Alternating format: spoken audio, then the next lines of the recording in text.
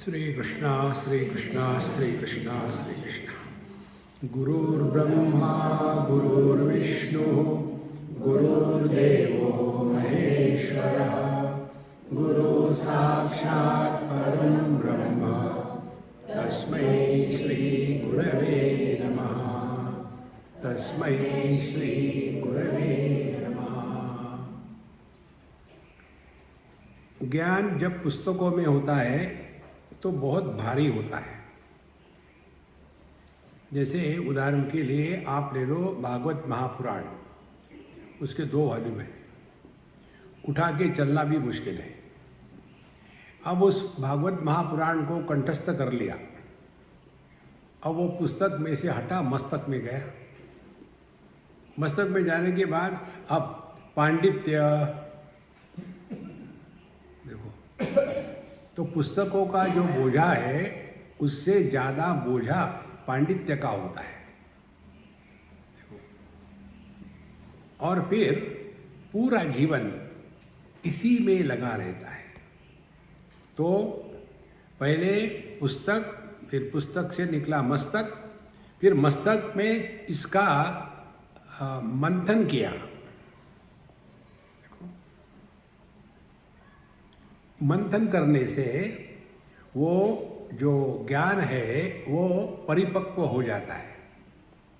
माने 2 बातें हो जाती है, एक तो जो मालूम नहीं वो मालूम हो गया, और दूसरा अब उस ज्ञान के बारे में कोई संदेह नहीं रहा, निस्संदेह। जो संदेह युक्त ज्ञान होता है उसी को अज्ञान कहते हैं, और जो निस्संदेह ज्ञान है उसी को कन्विक्शन कहते हैं। अब हमको इस पे कोई डाउट नहीं है कि हम सच्चिदानंद है, हम ब्रह्म है, हम परमात्मा स्वरूप है, इसमें कोई भी डाउट नहीं है। अब सिर्फ एक ही बात बाकी है, कौन सी? उसका अनुभव नहीं हो रहा। तो क्या करें? बहुत सिंपल सिद्धांत है। लक्षणों से रोग को हम पहचानते हैं। अमुक अमुक लक्षण है तो अमुक अमुक रोग होगा। ये डॉक्टर लोग जब देखते हैं ना पेशेंट को, तो वो पूछते हैं क्या हो रहा है तुमको, तो हम अपने लक्षण बताते हैं। तो लक्षणों से फिर वो करते अच्छा अच्छा आपको ये हो रहा होगा, कल्पना ही करते हैं। उनको तो पेशेंट को मेंटेन करना है ना, तो कल्पना करते करते फिर वो एक निष्कर्ष पर पहुंच जाते हैं कि यह जो रोग है इसके कारण आपको ये हो रहा है। तो फिर रोग का निदान करो। क्या निदान करो? दवाई लो। तो क्या दवाई लूँ? डॉक्टर ने लिख के दे दिया प्रिस्क्रिप्शन, इसको ले लो और 8 दिन के बाद मुझे बताना, पूरा कोर्स लेना है, 8 दिन के बाद बताना। तो गया पेशेंट, दूसरे दिन वापस आ गया। बोले क्यों, तुमको 8 दिन बताए थे ना? बोले लेकिन कैसे 8 दिन हम रहे थे? आपने जो दिया था आपने कहा उसको ले लो। मैंने घर जा कर के उस प्रिस्क्रिप्शन का लड्डू बनाया और पानी के साथ निकल गया, और दूसरे दिन मैं क्या करूं? माने शब्द ग्रहण किए हैं, शब्दों का अर्थ ग्रहण नहीं किया। देखो महाराज, एक हमारी प्रोफेसर अम्मा है, बड़ी प्यारी है, वो मुझे पूछते रहती है कुछ ना कुछ। तो आज भी कुछ पूछा था, योग वाशिष्ठ में ऐसा कहा है, रमण महर्षि ने ऐसा कहा है, अब इसका क्या अर्थ हम निकालें? हमने कहा देखो, शब्द जब संदर्भ रहित होते हैं तो वो निरर्थक हो जाते हैं। किस संदर्भ में किस शब्द का प्रयोग किया है ये जब तक के स्पष्ट नहीं होगा तब तक के शब्द जालम महारण्यम चित्त भ्रमण कारणम, हम शब्दों में ही फंसे रहते हैं। देखो, और इसीलिए जब हम शास्त्रों का अध्ययन करते हैं, मनन करते हैं, अब कोई डाउट नहीं रहा। जब कोई संदेह नहीं रहता तभी फिर हम अगली स्टेप लेंगे। कौन सी स्टेप? अगली विपर्य को नष्ट करने की। अब हमको ये स्पष्ट हो गया है जिस प्रकार से आकाश कमरे के अंदर भी है, बाहर भी है। इसका तात्पर्य यह कमरा आकाश में है, स्पष्ट हो गया। उसी प्रकार से जिस विषय का हमको ज्ञान होता है वह विषय मन में प्रवेश करना आवश्यक है।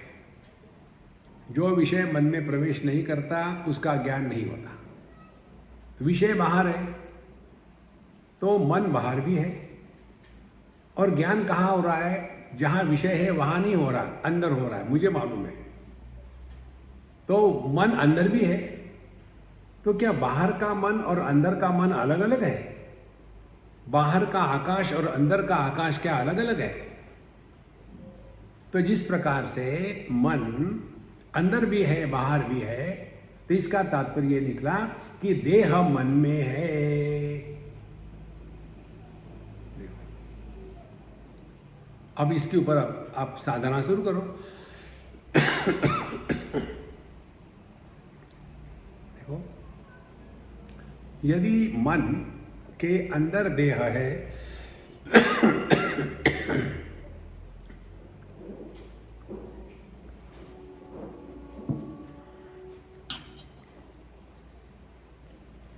मन के अंदर देह है तो देह के द्वारा मन प्रभावित होगा क्या? जैसे ये कमरा आकाश के अंदर है तो ये कमरे को तोड़ करके हम बड़ा बनावे, छोटा बनावे या नष्ट कर दे, इसका प्रभाव आकाश पर पड़ेगा क्या? नहीं पड़ेगा। इसी प्रकार से शरीर को जो भी कुछ हो रहा है, छोटा है, बड़ा है, लंबा है, चौड़ा है, स्वस्थ है, रोगी है, जो भी कुछ हो रहा है, इसका प्रभाव मन पर कुछ नहीं पड़ता। लेकिन हो क्या जाता है? हमारे मन का देह के साथ ऐसा तादात्म्य हो गया है कि मैं देह हूं, इसी भ्रांति में हम फंसे। देखो, घुमा फिरा के वहीं आ जाते हैं। तो साधना क्या है? देहात्म भाव की निवृत्ति। अब देहात्म भाव की निवृत्ति यदि हो गई हो, कल्पना करो, तो उसके क्या लक्षण होंगे? तो यहाँ बताते हैं 24वें ओय में, 23वें में जाते पहले। ये कौन सा है? 9वां लेक्चर है क्या? ओके। देही असोनि विदेहत्व कर्म करोनि अकर्तृत्व सर्वभोगोनि अभोक्तृत्व ऐसे सामर्थ्य ज्ञानाचे। यदि यह विकृति या विपर्यय कि मैं देह हूँ ये ठीक नहीं है, फिर भी मैं देह हूँ यही अनुभव है, क्या करे?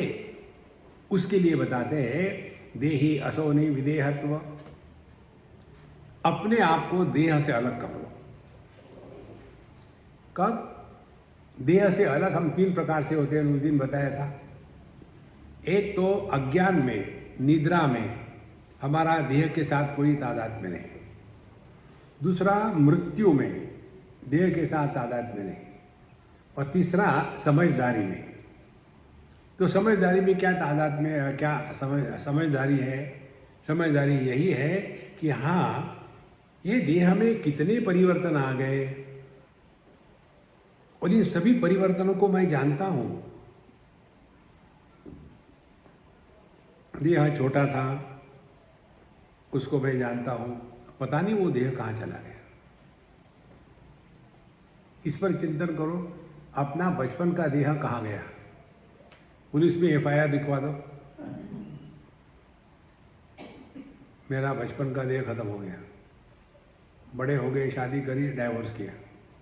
डाइवोर्स होने के बाद तुरंत पुलिस में FIR, मेरा पति कहाँ गया? कौन कर रहा है FIR? आदमी, क्योंकि वही आदमी बना था ना पति। अब मेरी पत्नी मुझे छोड़ के गई, लेकिन पति कहाँ गया, आप ढूंढ के निकालो। तो कहेंगे कि आप गलत जगह आए, आप मेंटल हॉस्पिटल में जाइए, वहाँ आपको मिलेगा आपका पति। जो नहीं है उसको आप क्या कर सकते हो? ये समझदारी। इसीलिए देही असोनी विदेहत्व, तो हम देह के माध्यम से प्रकट हो रहे हैं, देहात्म भाव से नहीं जीना। अब इसकी साधना क्या करोगे? देहात्म भाव से नहीं जीने की साधना का तात्पर्य है, ध्यान से सुनना,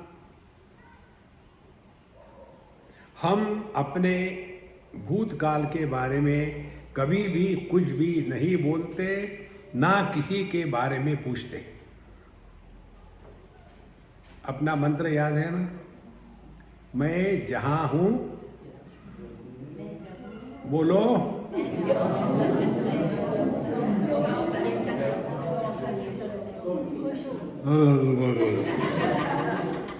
मछली बाजार। तो हम कहाँ हैं? यहाँ सत्संग में। कब है? अभी है। क्या है? सत्संग है। फिर बाकी की बातों से क्या लेना देना है? देखो, हम इसी कारण से ग्रुप नहीं बनाते, नहीं तो वहां ग्रुप्स बन जाते हैं।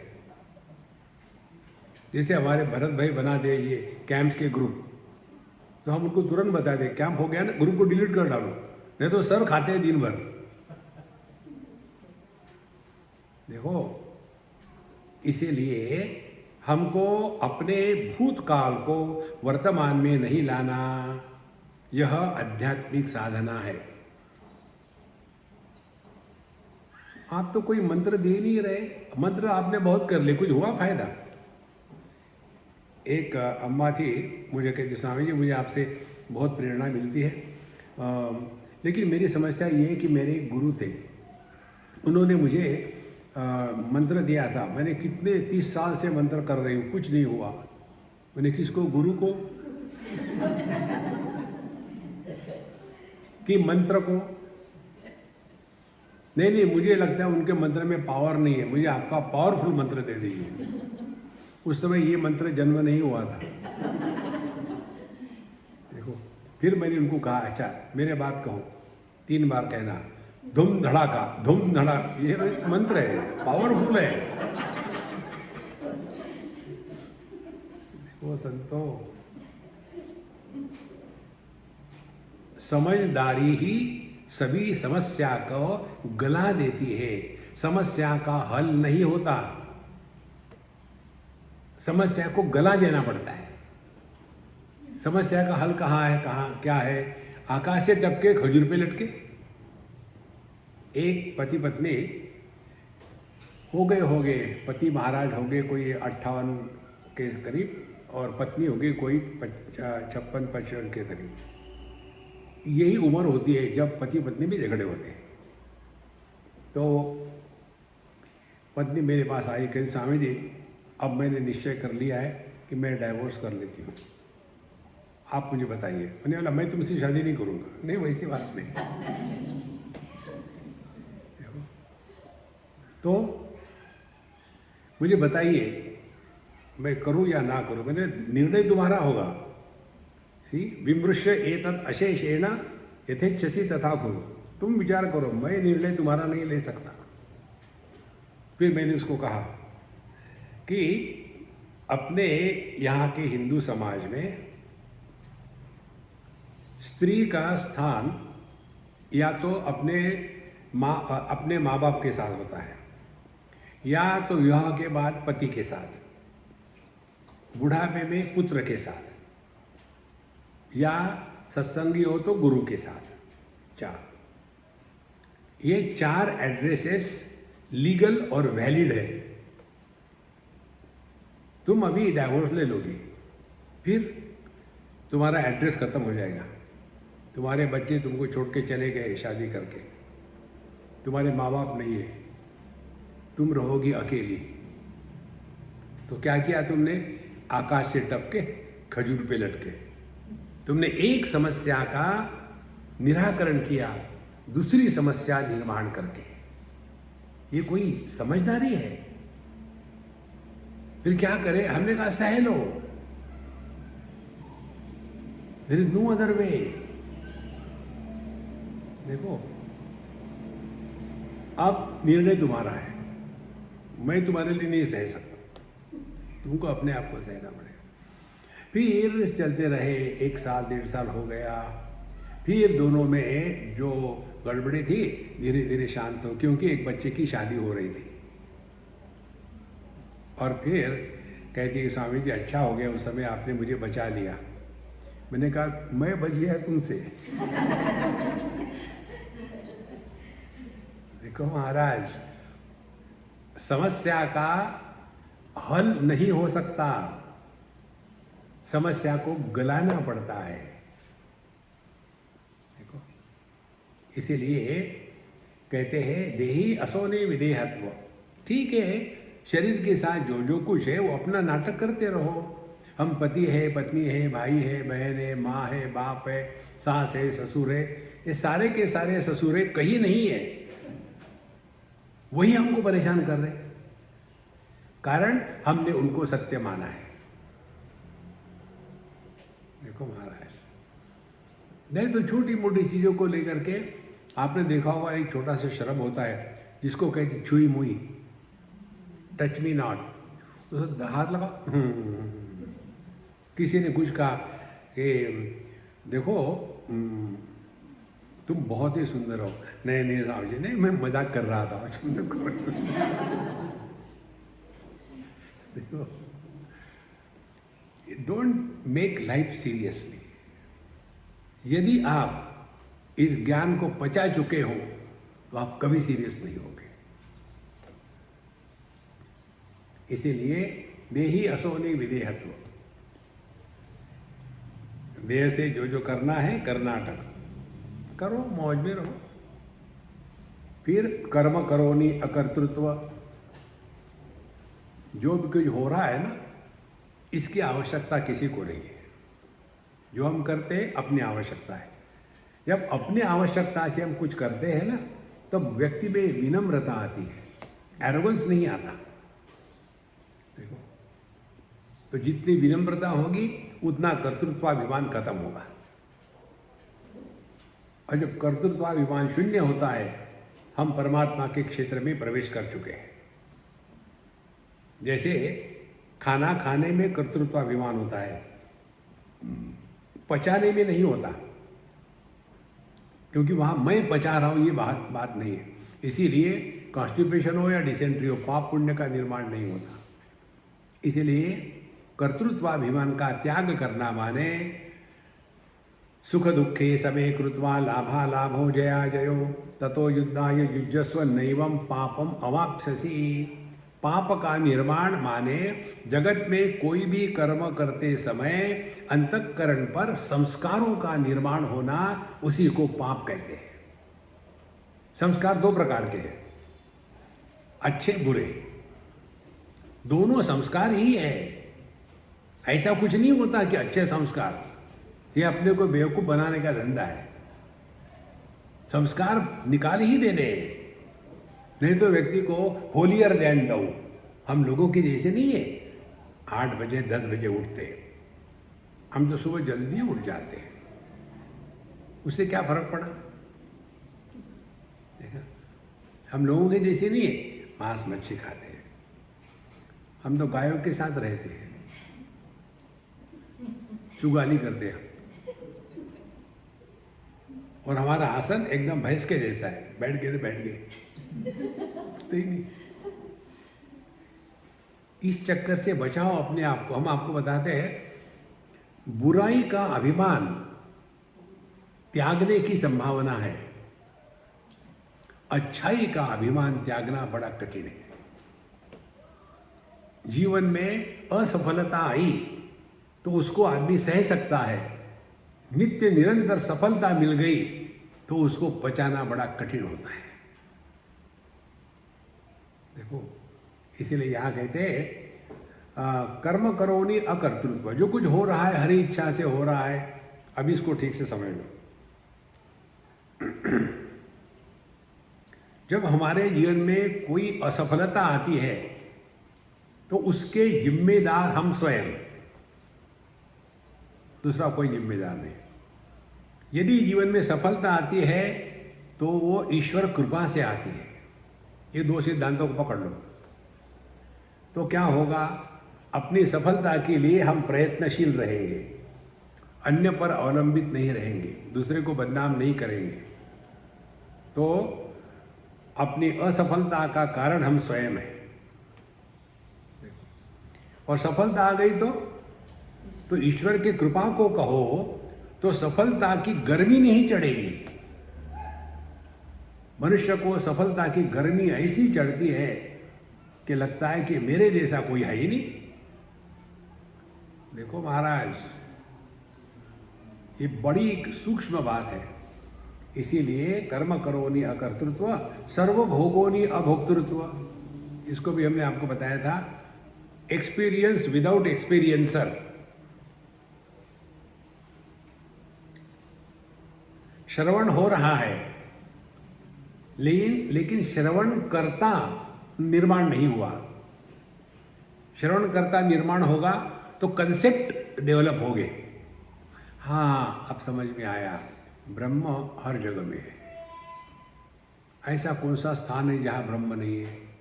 सब जगह ब्रह्म है। इससे बढ़कर की गलती और कुछ नहीं है। ये मालूम है कैसा? ऐसा ही है, पूरे समुद्र में पानी ही पानी है। तो क्या आप समझ में आया? समुद्र में पानी नहीं है, पानी में समुद्र है।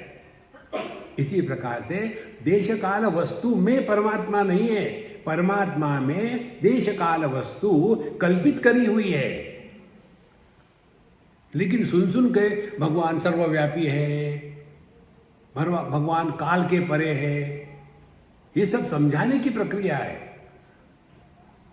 देखो संतो, इसीलिए सर्वभोगोनि अभोक्तृत्व, सब कुछ हो रहा है लेकिन ना तो इंद्रियों का विषय है, ना तो मन का विषय है, ना तो बुद्धि का विषय है।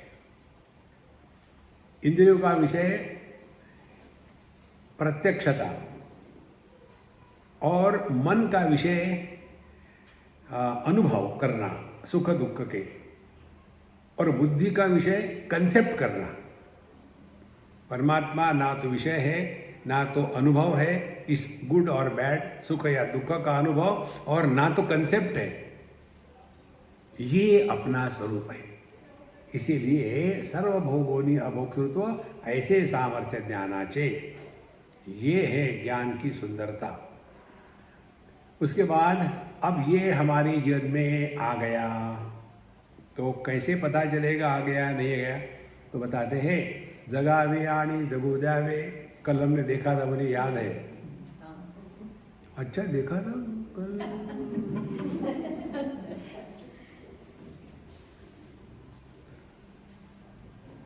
आपको एक बात बताते हैं, हम जो बोल रहे हैं ना, आप लोगों ने सुनने के पहले हम सुन लेते हैं, और हमारे बोलने का प्रभाव यदि हम पर ही नहीं पड़ा तो आप पर क्या पड़ेगा?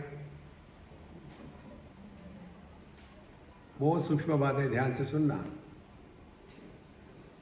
क्रिया में एकाग्रता की आवश्यकता नहीं होती। कोई भी क्रिया करो आप, अभी आप देखो, माताएं ले लो, जब ये नई नई शादी होके जाती है, सब्जी बनानी है, दाल बनानी है, तो वहाँ यूट्यूब शुरू होगा और इधर में सब नाप हो गए, ये करो, इतना डालो, इतना डालो, इतना डालो, ढक दो, ढक दिया, और फिर आधा घंटा हो गया, कुछ हुआ ही नहीं। क्या हो गया? मम्मी, जो आपने बताया था मैंने क्या अभी कुछ बना ही नहीं? बेटा, तुमने गैस ऑन करी थी क्या? है। प्रारंभिक अवस्था में, और बड़ी हो गई, 2-4 बच्चे हो गए, घर बड़ा फल फूल गया, कोई भी आ जाए, कितने 3 लोग हैं, ठीक है आ जाएगा, धड़ाधड़ इसको गाली दे उसको गाली दे, ये लोग काम ही करते नहीं, चम्मच नहीं और उसका नाप नहीं, पानी कुछ भी नहीं, धड़ाधड़ हो रहा है, लेकिन परफेक्शन आ जाता है। क्रिया में ज़्यादा मन की आवश्यकता नहीं होती। आप लोगों का अनुभव ले लो, जप करने के लिए हरे राम राम राम राम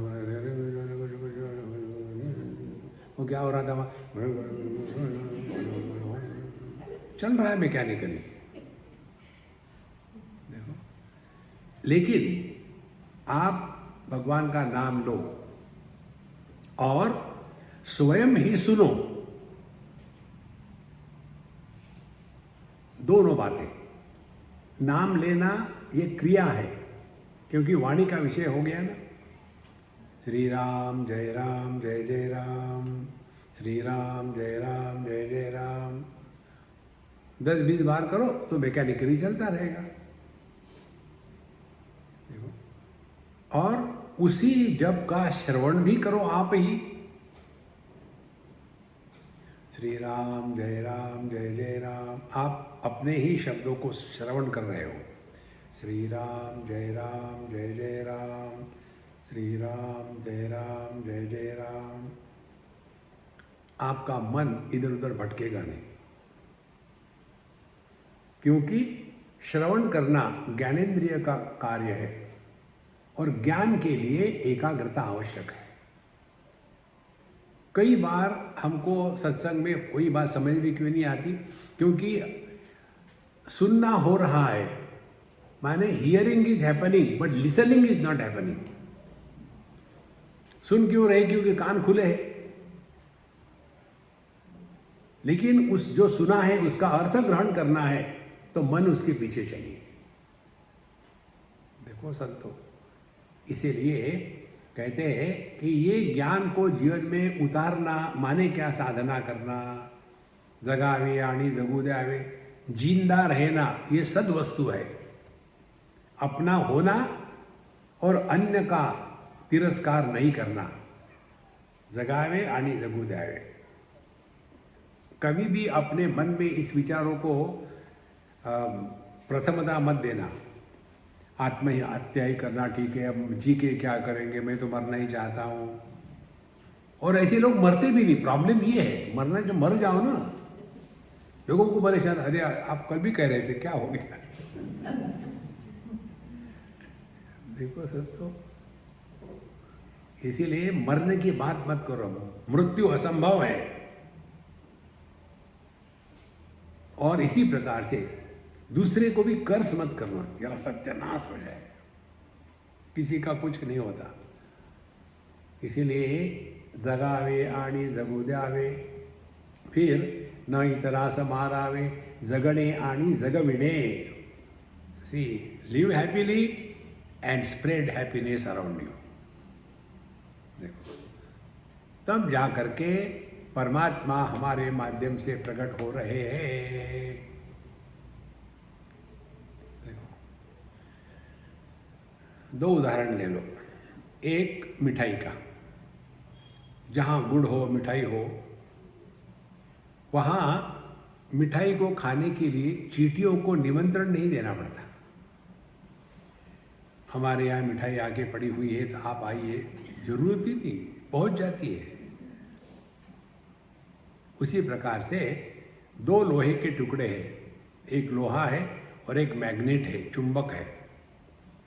तो जहाँ चुंबक है वहाँ अपने आप बाकी लोहे के टुकड़े खींचे जाते हैं, और जो साधारण लोहा का टुकड़ा है वो कहेगा देखो उसके पास सब जा रहे हैं, मेरे पास कोई भी नहीं आ रहा, मेरे में क्या कमी है, देखो ना वही आकार है, वही सब कुछ है, क्यों नहीं आ रहा, आपने चुंबक नहीं है। जैसे चुंबक की अपनी एक फील्ड होती है, मैग्नेटिक फील्ड, वहाँ अपने आप उसी प्रकार के लोहे इकट्ठे हो जाते हैं। इसी प्रकार से आप यदि अपने परमात्मा स्वरूप में फिट हो तो सर्वाणि भूतानि एनम संवांछन्ति, उपनिषद कहती है सभी उसको चाहते हैं। मच्छर भी, ऐसे नहीं कि आदमी, मच्छर भी पहुंच जाएंगे उसके पास। मुझे हमको ये मालूम है कैसे आता है। लोग प्रश्न पूछते, स्वामी जी आप यदि रियलाइज है तो भी आपको मच्छर आके काटते। हमने कहा इसीलिए काटते हैं। देखो ऐसे नहीं कि आदमी और अम्माएं काटती है, मच्छर भी काटते हैं। फिर आप क्या, मैं सबको मच्छर जैसे समझता हूँ। अब मच्छरों को सिखा सकते हैं क्या? देखो मैं मेडिटेशन करता हूँ, मुझे काटो मत। मच्छर नहीं समझते, वैसी public. Don't take it seriously. ऐसे फंसे रहते इस दुनिया में, हट जाओ यहाँ से। इसलिए जगणे आणि जगविणे हेच सद्वस्तु बापारे। अब 25वें ओवी में कहते हैं, न फसावे न फसवावे न इतरास धोकवावे, खोटे पड़ी न जगावे हेच सद्वस्तु बापारे। देखो भैया, किसी से धोखा मत खाना। अध्यात्म का तात्पर्य बेवकूफ़ी नहीं है। देखो हमारे मन के 3 गुण हमको डेवलप करने हैं। पहला शांति, क्वाइटनेस।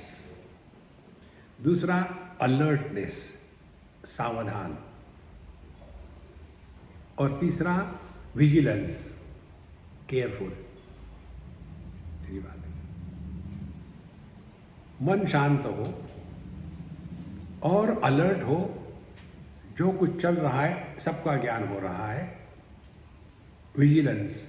लेकिन ये भी जानना है कहीं हम किसी अनुभव में फंस तो नहीं रहे। 3 बातें, क्वाइट, अलर्ट एंड विजिलेंट। जगत में रहो, क्वाइट कैसे रहना है? देखो, सुनो, मत बोलो, क्वाइट। अलर्ट ये केवल लेक्चर के समय नहीं, 24/7। और विजिलेंट, शत्रु मित्रे पुत्रे बंधौ माँ कुरु यत्नम विग्रह संधौ। इस दुनिया में दोस्त दुश्मन निर्माण मत करो। देखो, तब जा करके हमने इसको समझा है, न फसावे ना फसवावे। Don't try to cheat others nor get cheated by others. देखो, नहीं मैं तो सोच रहा था सब भगवान ही है, तो उसने मुझे धोखा दे दिया। क्यों दे दिया? भगवान धोखे के रूप में आया था। देखो, व्यवहार में स्पष्टता होनी चाहिए, कंफ्यूजन नहीं। तो न फसावे न फसवावे, दूसरे को भी धोखा मत दो, स्वयं भी धोखा मत खाओ। दूसरे को धोखा देने से क्या होता है मालूम है? अपने मन में ग्लानि निर्माण हो जाती है। और बुढ़ापे में सबसे ज़्यादा दुख देने वाली वस्तु केवल एक ही है, वो है ग्लानि। ग्लानि 2 प्रकार से आती है। जो करणीय था वो हमने नहीं किया, और जो नहीं करना था वो हमने किया। इसके जो सूक्ष्म और गहराई में जो संस्कार है, वे सब संस्कार बुढ़ापे में ऊपर आने लग जाते हैं। कारण क्या है?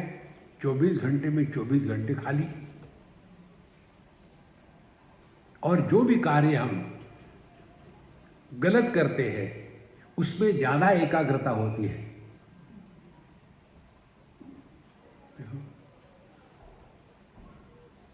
कहीं खाने की वस्तु रखी है और सबको कहा कि दे भाई ज़रा लिमिटेड है, एक एक रसगुल्ला देना। हाँ जी हाँ जी, सबको है। फिर देखा कोई देखने, उसमें ज़्यादा एकाग्रता लगती है। कोई भी गलत कार्य करो तो आपको एकाग्रता ज़्यादा लगती है, और जो कार्य ज़्यादा एकाग्रता से किया जाता है उसके संस्कार गहरे होते हैं। और हम भगवान का नाम लेते हैं एकाग्रता से, हरे राम हरे राम राम राम हरे हरे हरे हरे राम हरे राम हरे राम। सभी के सभी भगवान लाइन में खड़े हो जाते हैं, यार तेरे को बुला रहा है क्या है? नहीं, मेरा तो नाम है ही नहीं। दूसरा मेरा भी नहीं। माने वो क्या जप कर रहा है उसको भी पता नहीं, भगवान भी कंफ्यूज। देखो महाराज, इसीलिए न फसावे न फसवावे, इसीलिए आपको जप की बात बताई।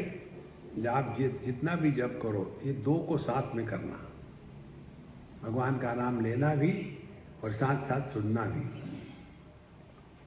करके देखो आप, चाहे वैखरी वाणी में करो चाहे मध्यमा वाणी में करो। अब यहाँ है तो मध्यमा वाणी में करो 1 मिनट के लिए। कोई भी आपका जो मंत्र है उसका जप करो और उसको सुनो भी।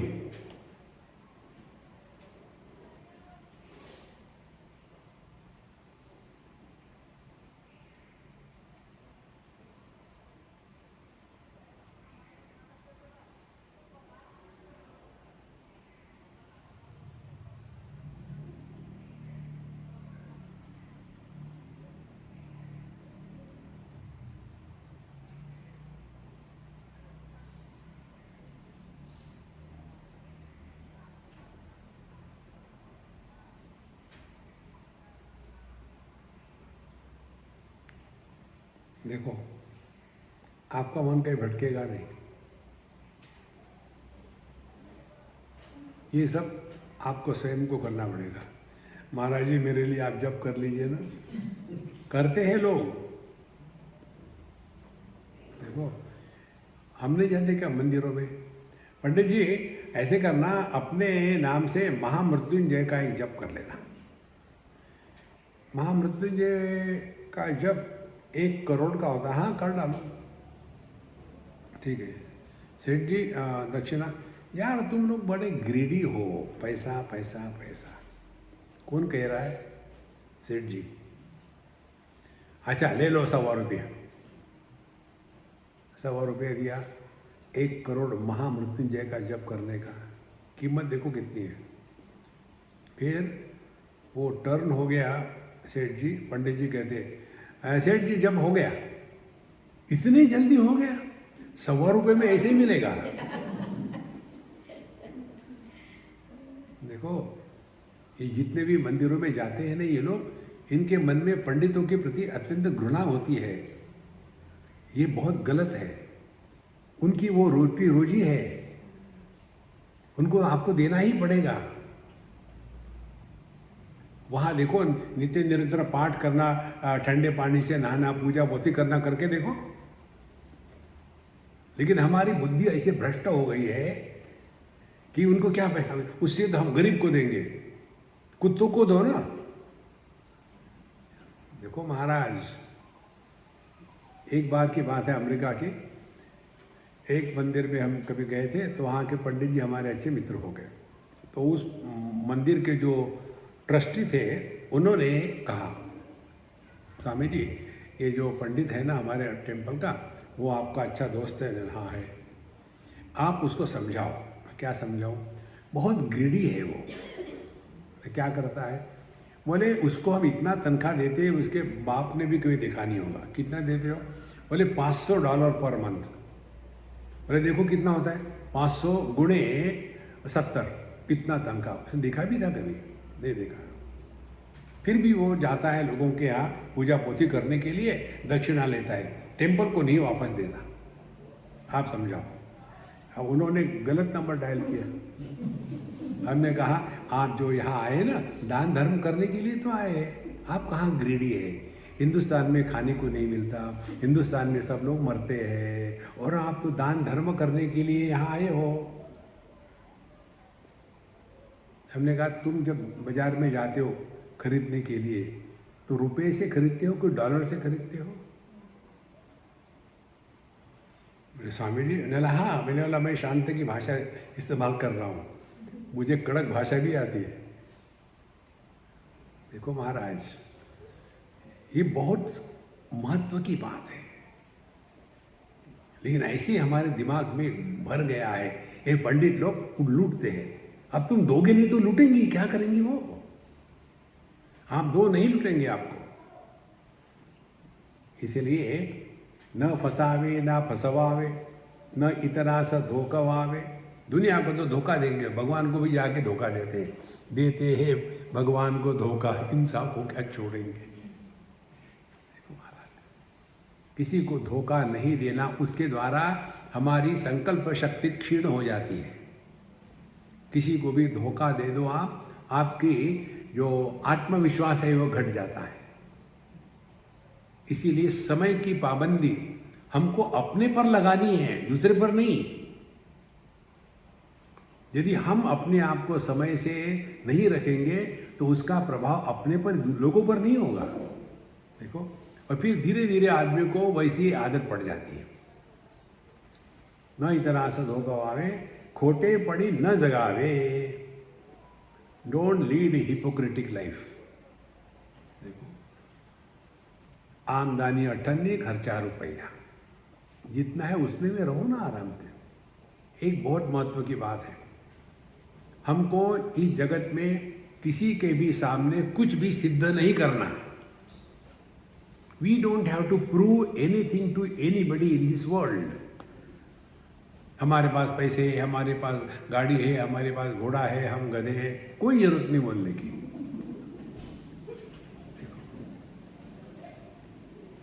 अच्छा लगा सुन के ना, अरे अपने बारे में बोल रहे हैं।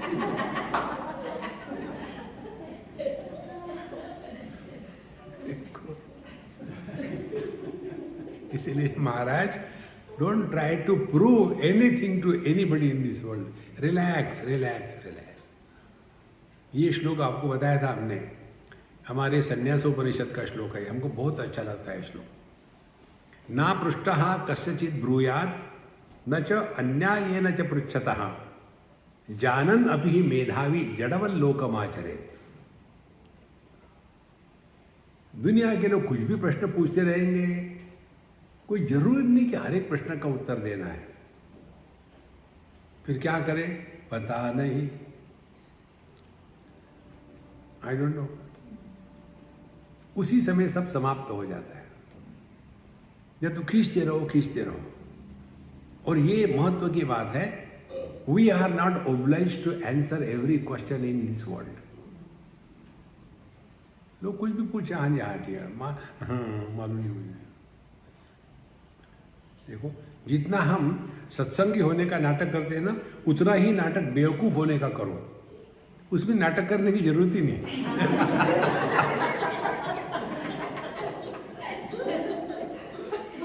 वो स्थायी भाव है। देखो, बड़ी सरल है भैया सत्संग या अध्यात्म, कठिन नहीं है। अध्यात्म में, सत्संग में प्रवेश करने के बाद जो कंप्लेन करते हैं, जो दुखी रहते हैं, जो कंपैरिजन करते हैं, जो पुरानी बातें बोलते हैं, वो सब घटिया है।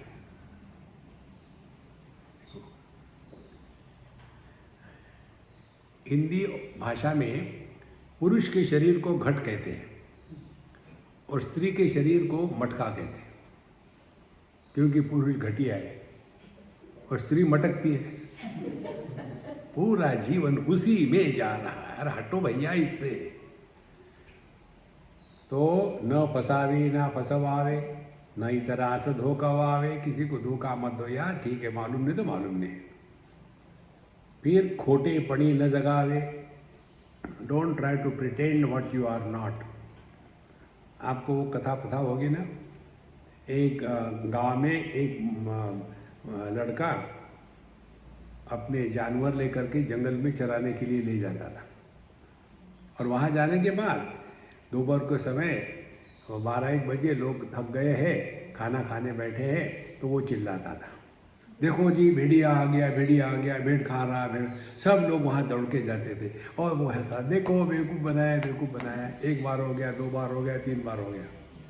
चौथे बार जब उसने कहा तो लोग गए नहीं। उस समय भेड़िया असल में आया था। देखो, झूठ हमेशा नहीं टिकता। इसीलिए किसी को धोखा न दो। देखो, हम आपको अपना अनुभव बता दें, सभी लोग अच्छे हैं हमारे लिए, कोई अच्छा बुरा नहीं है। लेकिन जब पता है कि इस व्यक्ति को कहो तो ये होगा, तो हम केवल एक ही बार कहते, दूसरी बार नहीं कहते। मालूम है हो गया है, बोल दिया हो गया। जैसे वो जो हमको गाड़ी में ले आते हैं ना निखिल, उसको केवल एक फ़ोन करने की ज़रूरत है। कहीं भी हो वो वर्ल्ड में घूमता रहता है कि मैं इस समय यहाँ जा रहा हूँ, सामने गाड़ी आ जाएगी। दूसरी बार बोलने की ज़रूरत नहीं। ओ समझ लीजिए मैं भूल गया था, बेवकूफ़। इसका कारण क्या है? अलर्ट नहीं है। ये साधक के लक्षण है। इसीलिए खोटे पड़ी न जगावे ही चिद वस्तु बापारे, माने live in awareness, not in प्रकृति।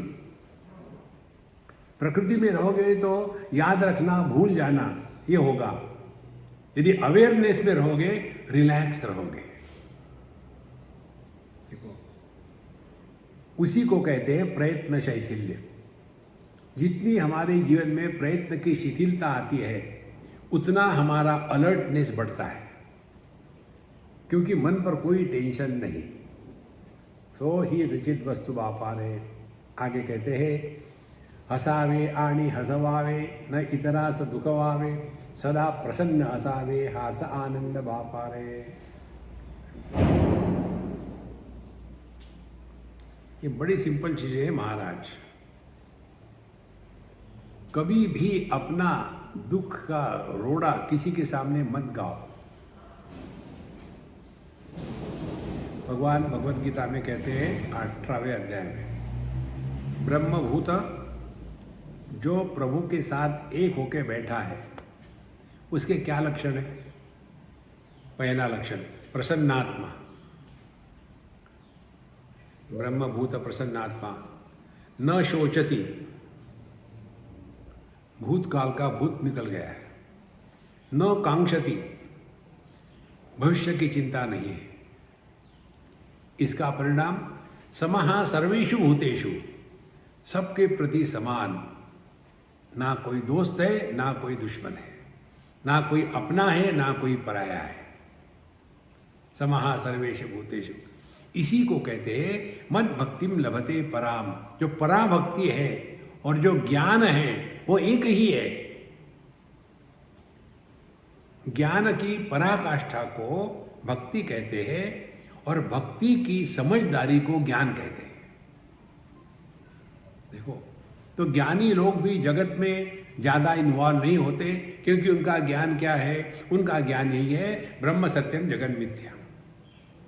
और भगवान के भगत भी दुनिया में ज़्यादा इन्वॉल्व नहीं होते, क्योंकि उनकी दृष्टि क्या है? हरि लीला चल रही है, ईश्वर की लीला चल रही है। दोनों भी दुनिया को सुधारने का प्रयत्न नहीं करते, क्योंकि उनकी निष्ठा दृढ़ है। इसीलिए पहला लक्षण है हसावे आणि हसवावे, बी हैप्पी। खुश रहने का तात्पर्य एक, living at zero complaint level. कोई किसी से कोई कंप्लेंट नहीं, जो है वो ठीक है। देखो, और यदि ये सिद्धांत आपको जीना है ना, कंप्लेंट नहीं करनी, इसके लिए हम आपको एक मंत्र देते हैं, बड़ा सिंपल है। Right of your rights before people perform your rights right now. अपने सभी अधिकारों का त्याग कर दो। हमारा जगत में किसी पर भी कोई भी अधिकार नहीं है। जब अधिकार नहीं होगा तो अपेक्षा नहीं होगी, अपेक्षा नहीं होगी तो उपेक्षा नहीं होगी, उपेक्षा नहीं होगी तो दुख नहीं होगा, दुख नहीं होगा तो आप आनंद स्वरूप हो ही। करना कुछ नहीं है। देखो, तो प्रसन्न रहने का तात्पर्य क्या बताया भगवान ने? न शोचती। हम अपनी पुरानी बातों को लेके, बुढ़ापे में दूसरा काम धंधा है नहीं। हम वहाँ रहते थे, उस समय की बात है। और कितने लोग ये जो व्हाट्सएप के फालतू के चित्र आते ना, इकट्ठे करके रखते, देखते रहेंगे।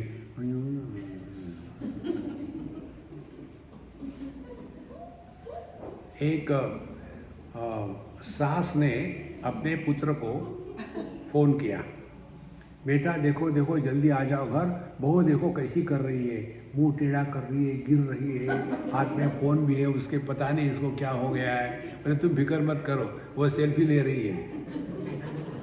आप देखो ये सेल्फी लेने वाले बेवकूफ़।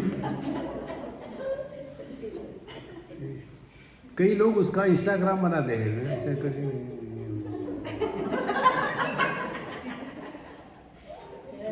तुमको कुरूप बनने की जरूरत नहीं, यू आर ऑलरेडी अगली।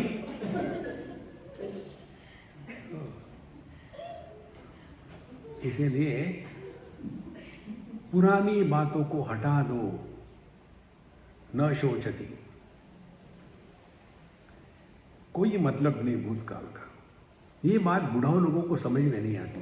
स्वामी जी आप भी तो बताते हो अपनी पुरानी बातें, बिल्कुल ठीक कहा आपने, हमने उनसे कुछ सीखा है। जब हम अपने अनुभूतियों से सीखते हैं तो उसके संस्कार निर्माण नहीं होते। अनुभव या विजडम यह संस्कार नहीं है। संस्कार होते हैं मेमोरी के रूप में, राग या द्वेष। देखो जैसे उस दिन बताया था, अग्नि को हाथ लगाया बचपन में तो हाथ जल गया, तो अग्नि के प्रति राग द्वेष नहीं है, वहां ज्ञान है कि अग्नि जलाता है। इसी प्रकार से आप जगत में लोगों के साथ रहो तो उनसे सीखो कि ये व्यक्ति ऐसा है, इसको कुछ भी बोलो वो हाँ कहेगा, करेगा कभी नहीं, छोड़ दिया। देखो कितनी सरल बात है ये। इसीलिए ब्रह्मभूत प्रसन्नात्मा न शोचती, पुरानी बातों को हटा दो। इसीलिए आप देखते होंगे कई बार लोगों, एक ने हमको कहा कि स्वामी जी आप हमसे नाराज है क्या? मैंने बोला मुझे नाराज होना ही हो तो मैं भगवान से होऊंगा, घटिया से कौन नाराज होगा? मच्छर से नाराज होने से कोई नुकसान होगा? मुझे नाराज होना है तो मैं डायरेक्टली भगवान से नाराज हूँ। भगवान तुमने दुनिया क्यों बनाई? कम से कम बात तो करेगा वो। देखो ये उनका दोष नहीं, क्योंकि आप जाते होंगे अनेक महात्माओं के पास, वहाँ जाने के बाद आओ बेटा बैठो, कैसे है बीवी, कैसे है बच्चे? महाराज मैं बीवी हूँ। अच्छा कैसा है हस्बैंड? सब स्टैंडर्ड है ये। हाँ कितने बच्चे हो गए? अच्छा कितने मर गए? सभी जिंदा है, अच्छी बात है। और ये फालतू धंधे हम करते नहीं। फिर लगता है देखो स्वामी जी हमसे प्यार नहीं करते, बोल क्या बोलना है? यहाँ क्या हम सो रहे हैं क्या? आप सो रहे हैं। रिकॉर्डेड है, हम नहीं सो रहे। और कई ऐसे दिग्गज होते हैं कि जो आंखें खोल के सोते हैं। उनको लगता है कि मुझे समझ भी नहीं आता, यहाँ से मुझे जो विश्वरूप दर्शन होता है वो आपको वहाँ से नहीं हो सकता। मुझे आपसे काफ़ी चीज़ें सीखने को मिलती है। सो लेकिन सो रहा हूँ ऐसा प्रतीत ना हो, माने देहात्म भाव से उड़ के।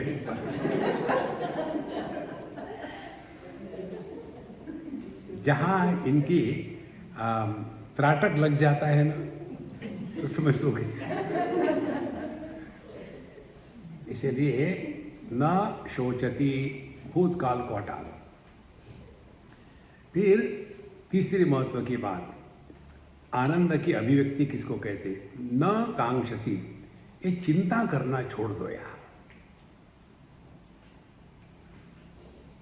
चिंता चिता समाख्याता, चिंता और चिता ये दोनों जुड़वी बहनें हैं।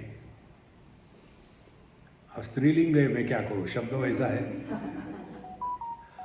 चिंता और चिता, चिता मुर्दे को जलाती है और चिंता जिंदे को जलाती है। हमेशा पता नहीं क्या होगा इस दुनिया का, क्या होगा मालूम नहीं तो रिलैक्स, मालूम है तो तैयार हो जाओ। देखो स्वामी जी कोरोना का क्या होगा, मुझे क्या मालूम, उसको पूछो। लेकिन कोरोना कौन है, स्त्री है कि पुरुष है? वो नपुंसक है। नपुंसक माने उसको पूछो मत, पूछो मत। इस चक्कर में मत पड़ो बाबा, जो होना है वो होके रहेगा।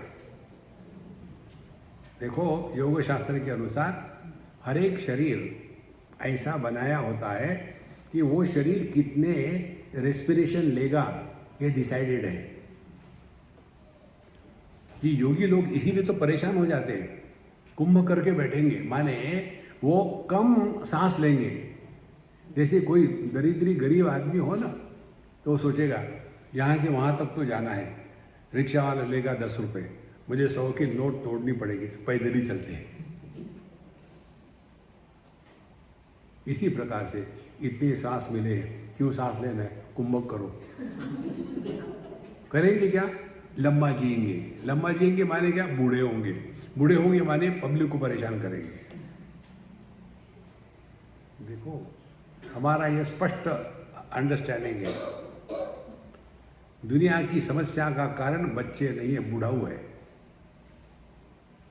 हर जगह जाके देखो, आप घरों में देखो, पॉलिटिक्स में देखो, नेशनल लेवल पर देखो, सब बुढ़ाऊ इकट्ठे हो जाते हैं। ये तो भगवान की जब कृपा होती है किसी देश पर, तब बुढ़ाऊ को भगवान उठा लेते, चल अब बच्चा बहुत हो गया, नहीं मुझे प्राइम मिनिस्टर बनना है ना। न कांक्षति, किसी से कोई अपेक्षा नहीं।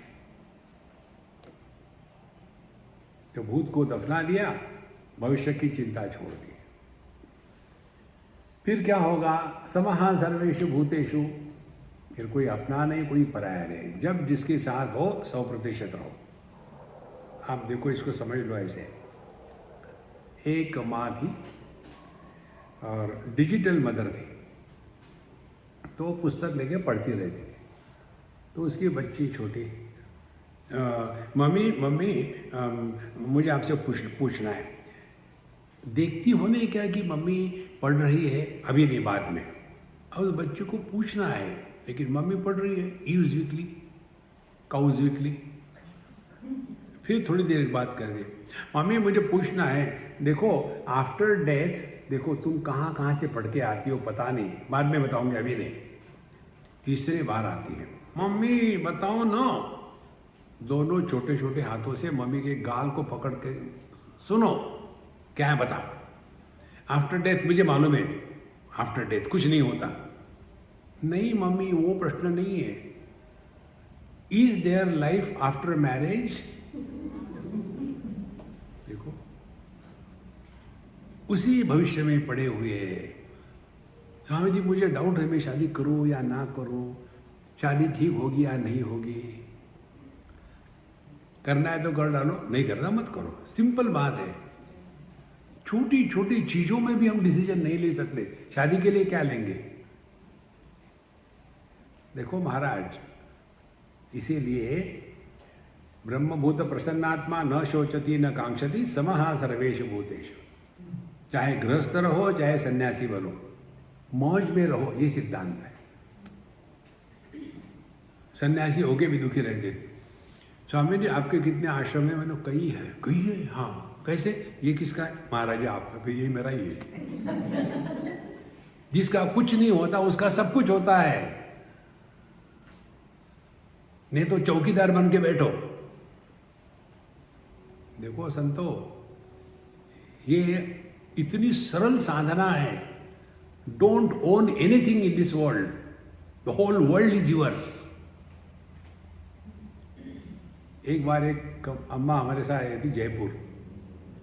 स्वामी जी आपको इतना बढ़िया खाने को मिलता है, मैंने चलो मेरे साथ, चल पड़ी। हमने कहा तुम्हारे नियम, सभी खाने के लिए तुमको आना पड़ेगा, सत्संग को आओ या ना आओ कोई फर्क नहीं पड़ता। बोले ठीक है सर, मैं खाने के लिए आई हूँ। तीसरे दिन उठी, सुबह उठ करके आई मेरे कमरे में, पैर पकड़, स्वामी जी माफ़ करना, क्या हो गया?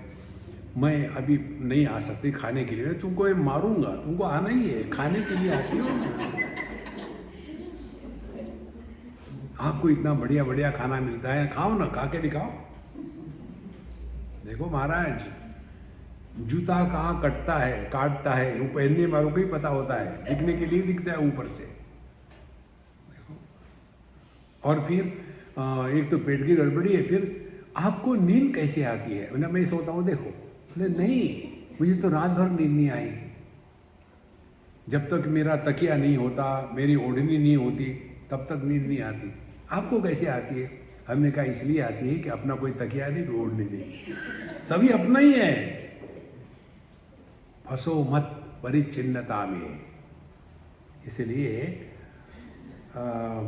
सदा प्रसन्न असावे हाचे आनंद बात। Don't complain, remain cheerful and happy in and through your whole life. आपने सब साधना कर ली है, लेकिन हमको कॉम्प्लिकेटेड चीज चाहिए। गंगा जी में ठंडे पानी में खड़े होकर के कितना डूबना है? गले तक। अच्छा, फिर हाथ में माला ले ली, लेकिन माला तो गिली है ना, माला को गिली नहीं होने देना, हाथ ऊपर करना। और उसके बाद गायत्री का ज़्यादा नहीं 24 लाख बार जप करना, क्योंकि हर एक शब्द के लिए 1 लाख होता है, तो उसके 24 है। भूर्भुवस्वाहा तत्सवितुर्वरेण्यं भर्गो देवस्य धीमहि धियो यो प्रचोदयात्, 24 है। भूर्भुवस्वाहा का काट देते तो 3 ही बचे, 8 दिए 24। फिर एक तत् के लिए 1 लाख, तत् ऐसे नहीं, ओम भूर्भुवस्वाहा तत्सवितुर्वरेण्यं भर्गो देवस्य धीमहि धियो यो प्रचोदयात्, एक हो गया। फिर दूसरा, फिर तीसरा, ऐसा 1 माला पूरी हो गई। ऐसा करते करते 1 लाख पूरे हो गए। ऐसे आपको 24 लाख पूरे करने हैं, लेकिन फिर हाथ नीचे जाएगा ही नहीं, जैम हो गया, नीचे जाता ही नहीं है। फिर क्या करें? दूसरी बार प्रश्न पूछोगे नहीं। देखो संतो, अध्यात्म मौज में रहो, बाकी सब बकवास है। ओम पूर्णमदः पूर्णमिदं पूर्णात् पूर्णमुदच्यते पूर्णस्य पूर्णमादाय पूर्णमेवावशिष्यते। ओम शांति शांति शांति। हरि ओम। श्री गुरुभ्यो नमः। हरि ओम।